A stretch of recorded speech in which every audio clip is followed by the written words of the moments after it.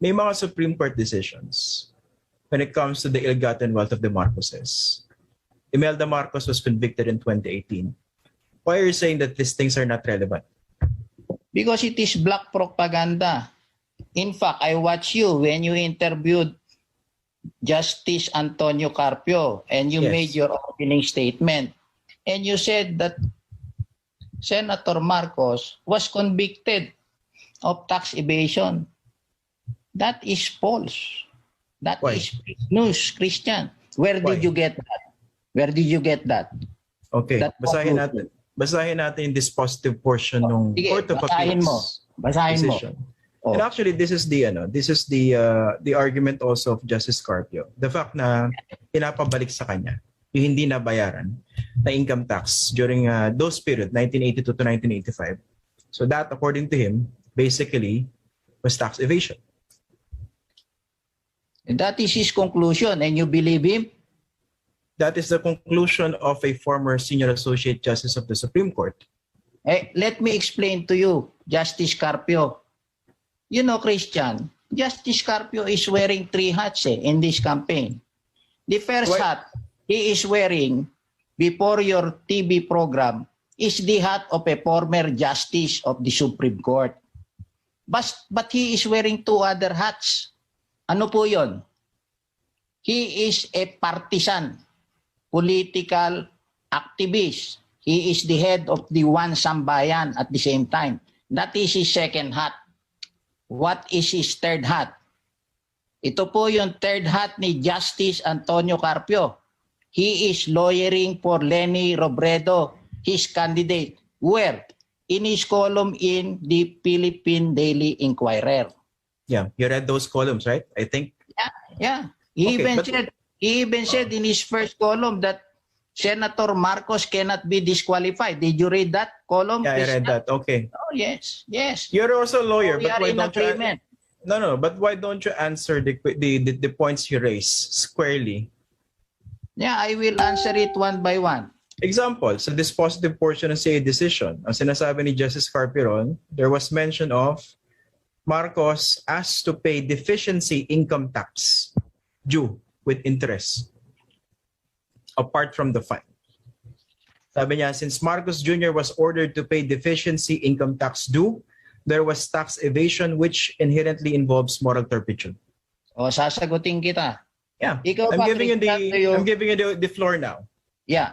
Let me ask you, do you have income from your salary?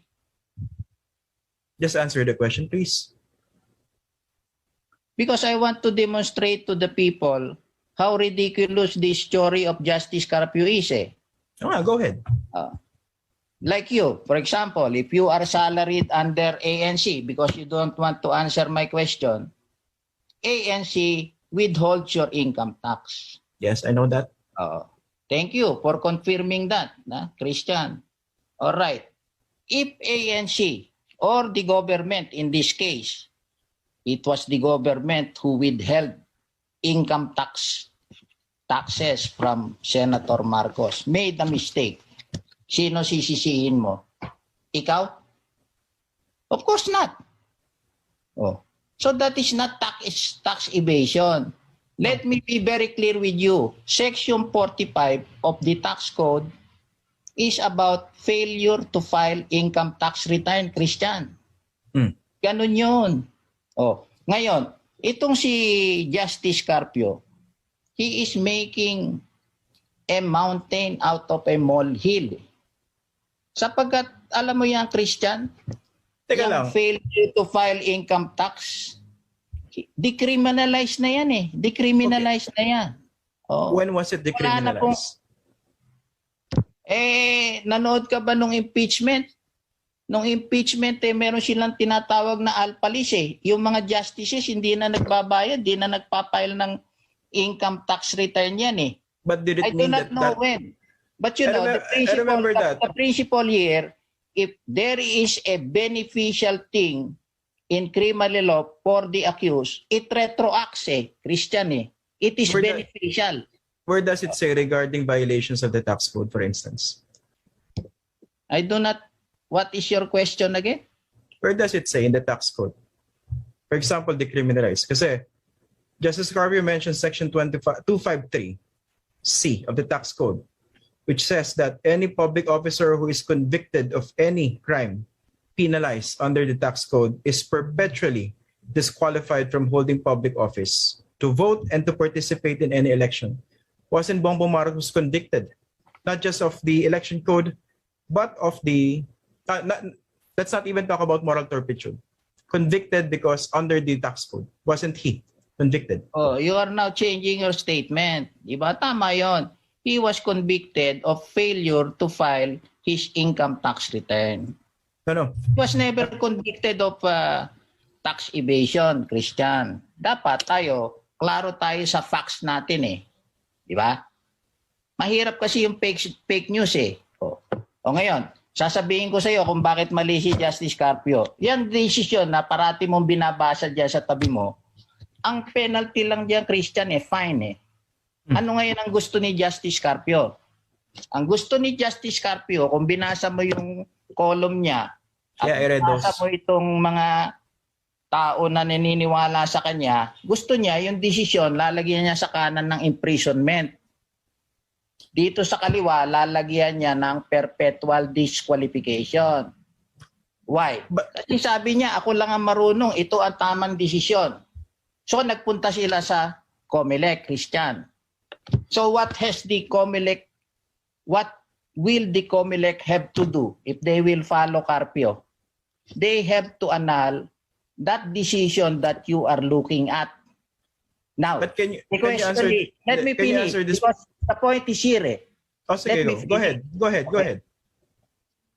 Do you know, Christian, Carpio knows that the COMELEC has no jurisdiction to annul any decision of the Court of Appeals. So, was that part of the prayer? Were the petitioners even asking the COMELEC to annul the decision of the Court of Appeals? Yes, that is, you cannot disqualify. They're asking him to deny due course. You cannot disqualify Marcos without going into that legal theory of Carpio. Actually, let me correct you on that. That the Court of Appeals decision is wrong. Ibig ba sabihin ni Justice Carpio, siya lang ang marunong gumawa ng desisyon? Okay, since we're talking about facts here, let me correct you on that. The petitioners are not seeking the disqualification of Bongbong Marcos. They're asking the COMELEC to cancel the COC. Deny it due course. There's a difference between the two. No, okay. No, you know, Christian. They went to the COMELEC only to throw mud at Senator Marcos. Di ba? Kasi wala naman silang basihan eh. Ang batas, Christian, Section 12. Have you read Section 12 of the Election Code? There are only two ways that you will be disqualified. One, if you are sentenced with more than 18 years imprisonment. And two, if you are convicted of a crime involving moral turpitude. Yeah. O ngayon, doon sila pumunta sa Section 78. Yun, nagsisinungaling ka sa COC mo. Di ba?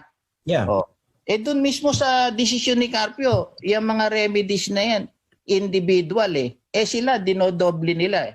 But that is lawyerly talk. Baka hindi maintindihan yan eh.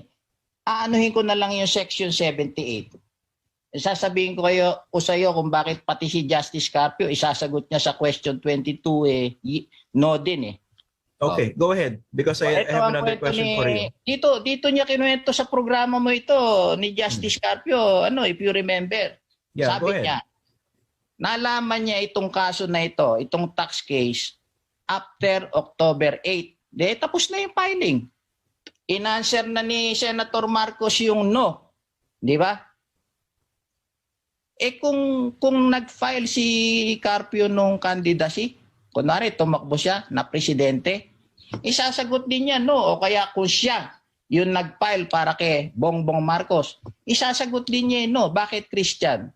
Inamin niya sa programa mo nalaman lang daw niya yung kaso na yan after October 8. Nung mga October 15 na, nagsaliksik siya and then nag-file sila ng kaso November 2. So yan what ang is that? fact. Is that even material to the issue? Yes, because his story was only formulated on October 15. Before Does it- October 15, he had no theory. Alam mo ba, Christian, na yung petition na yan yung binabasa mong desisyon na yan hindi naka-attach? Do you know that? But does the timing even invalidate the points raised? Yan, ang petition, dapat may ebidensya ka eh. Yun yung petition nila Carpio, argumento lang eh. They have no evidence. They don't even attach a copy, a certified copy of the decision, Christian. Do you know that? Well, that you can raise before the COMELEC or the lawyers of Bongbong Of course. Marcos. Now, at least you know now, di ba? May I ask my basic question now, attorney? Correct. A very basic question. Was Bongbong Marcos convicted or not of any crime under the tax code? He was convicted of failure to file his income tax return. Okay. Now, yung mga dilawan, they are saying he was convicted of tax evasion. Tax evasion. Okay, tanggalin Mali natin yun issue. Mali yun, Christian Let's remove the issue of tax evasion for purposes of discussion. Fake news yun Okay. Diba? Let's not even talk about tax evasion. Pag-usapan natin yung conviction under the tax code. Okay? Does it not say also in the tax code that a public officer convicted of any crime punishable by the tax code will also be meted the penalty of perpetual disqualification? Unang-una hindi na siya public officer noong 1986, Christian Nung nangyari yan, April 15, di ba? 1986, dapat ipapile yan. Kasi yung presidential decree na yan, nag-retroact lang yan, Christian, hanggang 1986 lamang. Yeah. Noong 1986 na yon, when supposedly he committed the crime, he is no longer a public officer. Second, marami ako sagot yan Baka uulan na sagot ko diyan sa mga argumento mo na yan Sige, go ahead. This is not my argument. I'm just relaying to the argument of we can Justice discuss, Garcia. we can discuss all night Pakikita ko sa iyo talaga na mali ito Di ba? Go ahead. Second, itong disqualification, dapat yan, nakasulat yan sa desisyon na binabasa mo, Christian Yan ang batas Tanong ko sa iyo, nakasulat ba yan dyan sa binabasa mo, yung disqualification?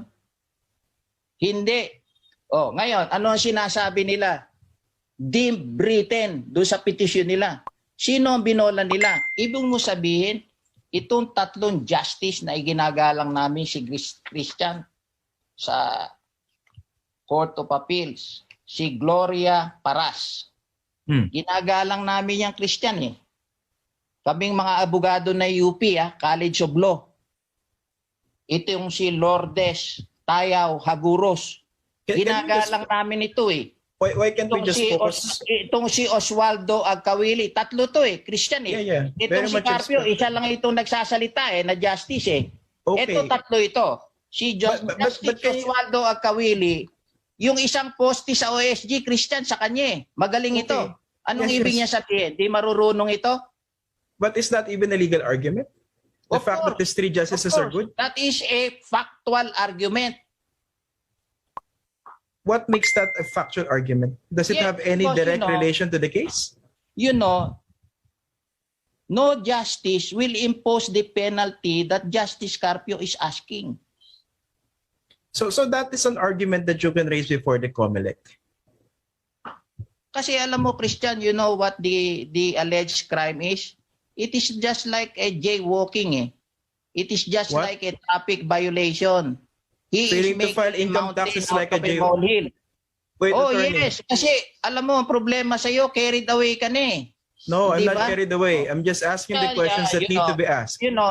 As I said, you know who was the president when these people made this judgment of a fine? President Fidel Ramos, the ally of Cory Aquino. So again, When he what was does it have to do with convicted the by- decision of the Court of Appeals? When he was convicted, because this is persecution, Christian. When he was convicted by the RTC, by Benny Ulep, the president was Ramos. When he was charged, the president was Cory Aquino. Did you know that? I think I know that. Definitely. Well, anyway, we don't have much time anymore, but I wish we focus on the issues. We don't need to talk about the character of certain people. But thank you very much, Attorney George Briones, for joining us tonight. Thank you, Christian.